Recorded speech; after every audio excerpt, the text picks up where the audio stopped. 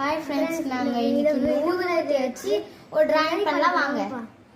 ஊதுவத்தியில் இருக்கிற இந்த கருப்பு கலரில் இருக்கிற பவுடர்லாம் எடுத்து தனியாக வச்சுட்டு குச்சியை தனியாக வச்சுக்கோங்க.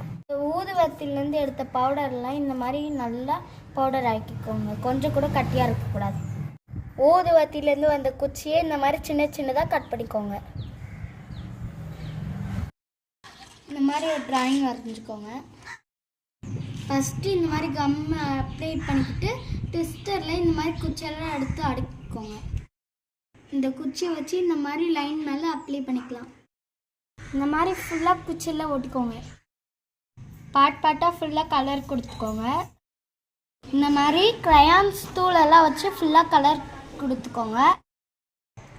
கம்மில் இந்த மாதிரி கூட போட்டு அது மேலே ஊதுவத்திலேருந்து எடுத்த பவுடரே இந்த மாதிரி போட்டுக்கோங்க.